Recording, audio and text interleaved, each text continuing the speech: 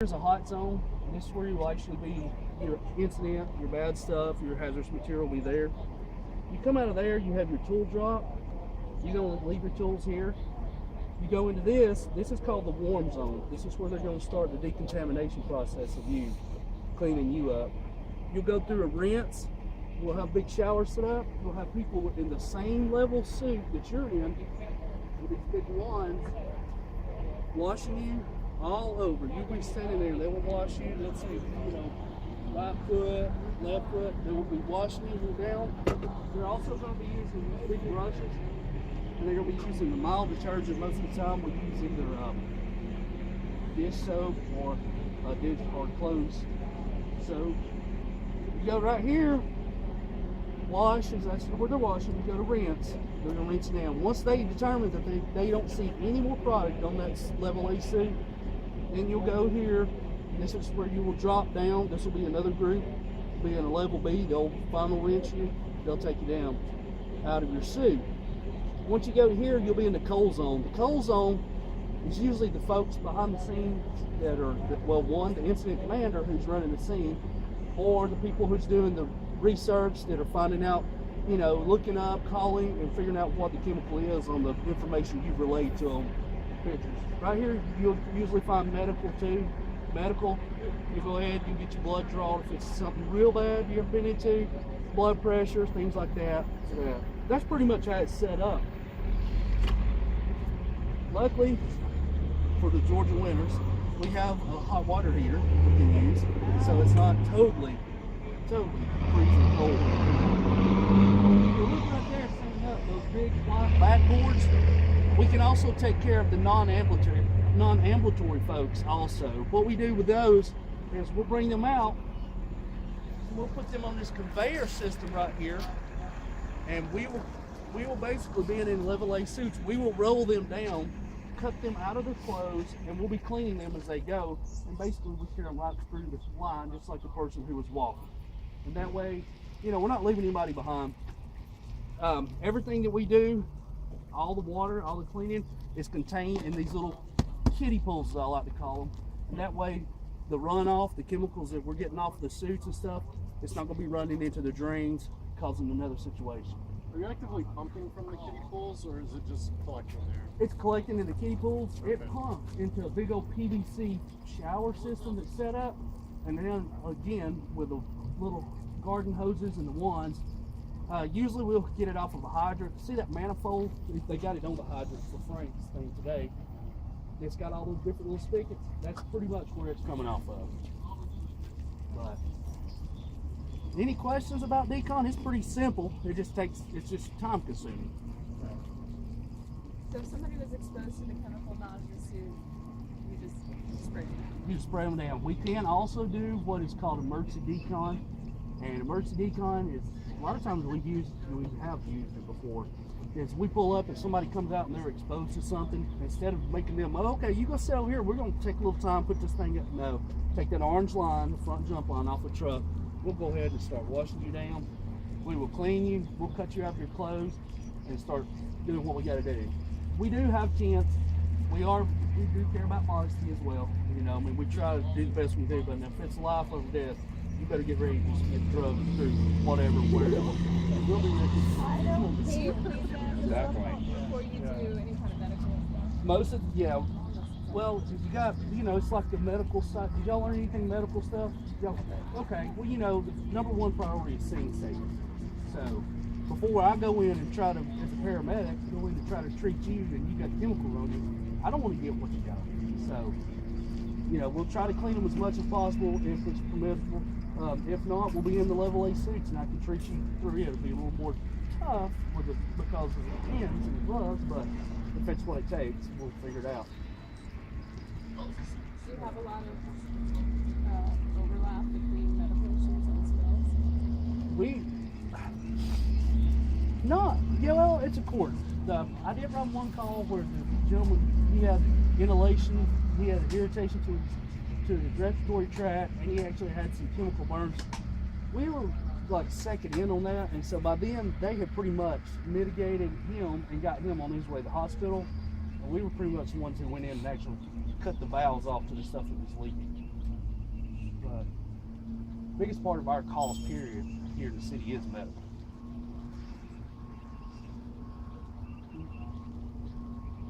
So all this stuff is on this Yep. trailer? It rides in these little buggies, and that way when we get there, we just undo it, just roll the buggies off, and start setting it up.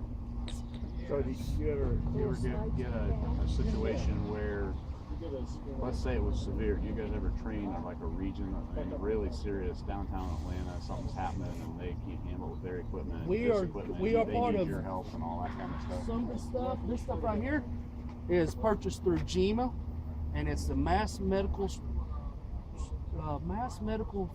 strike team. Is what we're part of.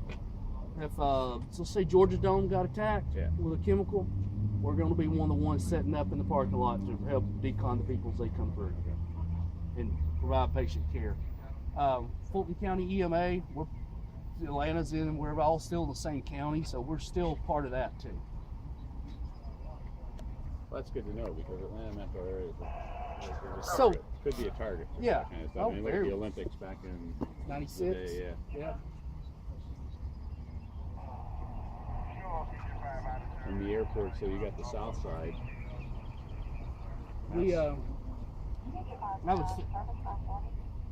was telling them, did I tell y'all about going to Anniston, Alabama? We went to Cobra School, Department of Homeland Security over there. That's where DHS's regional training center is. And Frank and I went, and a couple others, and we went there. And you get there on Sunday, and it's a week-long class. You get to come home on Friday afternoon. So we get there on Sunday, and we're getting the barracks, and getting set up where we're going to be. We actually were going to handle VX, sarin gas, and then we did like incident command to hazardous materials and stuff like that. That was a really neat thing to actually see VX. They had it contained in a pan, but we're in a room with it. We're in these suits, and they're like, okay, you see, this is what it'll look like, and it's raw form if we ever get attacked and stuff. Well, they draw your blood on Sunday afternoon when you first get there.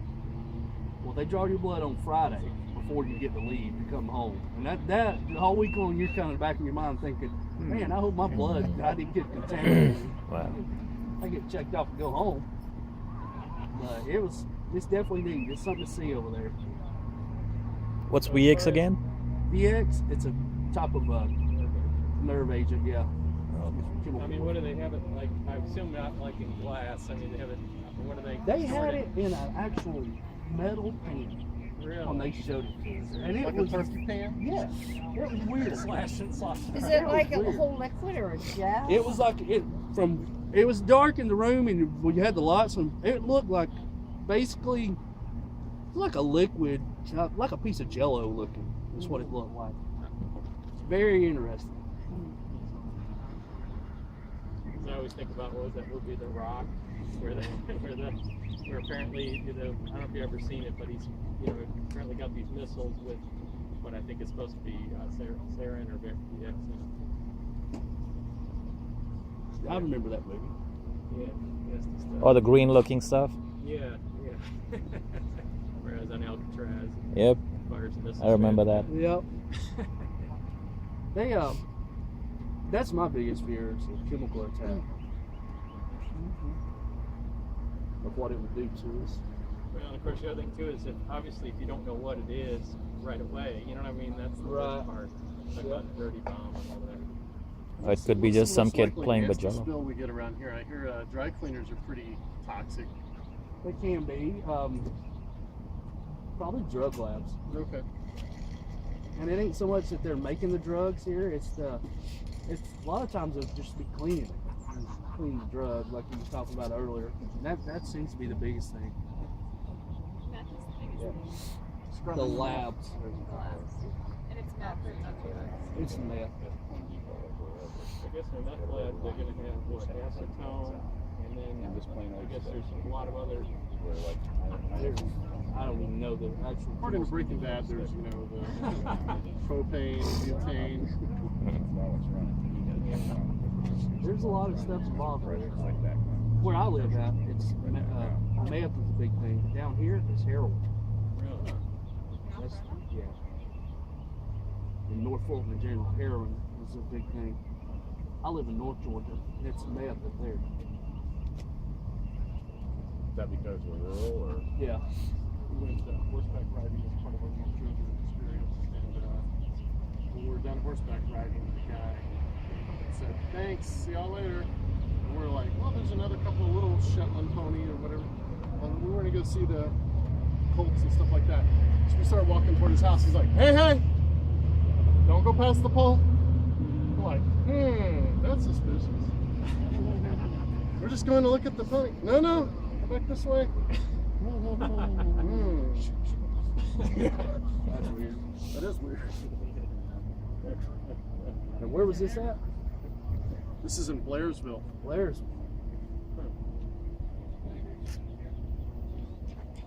So you guys inventory this all the time and make sure that it's back working for work order and all that there's no leaks in the kiddie pools? We have hazmat day once a week, and that's where we go through. We break everything down on Wednesdays. Make sure everything's there. We have a check-off sheet, inventory up, make sure everything's in date, supplied up, everything. Every single day, the truck itself gets checked off, functioning, making sure it's working, and all the equipment's on the truck.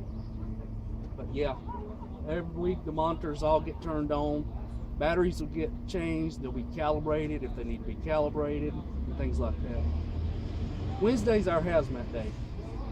You guys, I see the trucks out. Do you guys go out and move around just to make sure everything's mobile? In this truck? Yeah. We do when we go training. This truck pretty well stays at the station. That truck is that's our primary. I mean, Yeah. we're an engine company. Yeah. That's got everything on it. We carry everything on that, just like all the other trucks. Medicine, everything an ambulance carries except for a bed, and then all of our firefighting equipment. So does the firefighter truck show up first, and then they say, "Hey guys, we need you"? A lot of times they do, or about all the time they will.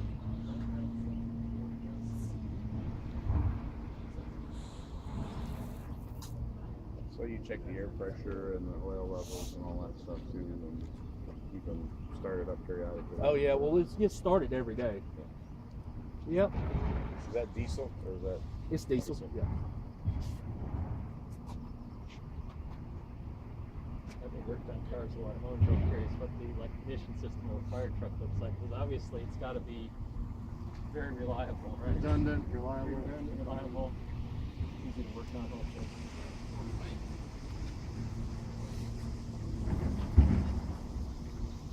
So you guys are the ones who go in. No, those aren't regular cars. Yeah. So when you say somebody's spraying you down, somebody firefighter's spraying you down. It's usually somebody that's either trained to the level of tech, or it can be one of our own guys. What do you guys need most of? I think Frank said the suits expired. You need more suits, but from the community. I mean, what do you guys need funding for? It seems like the suits, because with the monitoring system, we're pretty good. We're up to par on it. There's some things like test strips, pH test strips, and things like that are getting near their shelf life. Yeah. That's why. Do you guys have cooperation with other jurisdictions where they ship you samples and have you identify what is it? No, we usually get together and do some type of training. Okay. The way we do it, and that way we'll go to Johns Creek a bit, and Milton guys, they'll come down here whenever we're doing our training. They did this year when we did our big hazmat drill, like Frank was talking about, having the stuff in a big box leaking out. Engine companies pull up. Milton was part of that.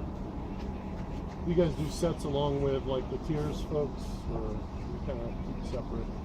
No, we're all still, in the same sandbox playing. So we communicate with them. We do from time to time when we set up drills. We have some police officers who are trained in hazmat tech, and the reason being is to have a gun involved for protection. I mean, Sure. you don't really think about it, but Sure. I'm not a cop by any means. And so when I go bebopping in, I don't want to be shot at. Right. That's the Not last a thing. goofy guy who's letting Yeah. the chemicals loose. So a lot of the cops are cross trained, and that way they provide protection to us as we go in to do our job. And now that they know what our job is, because they're trained at the same level, they can help out too. Right.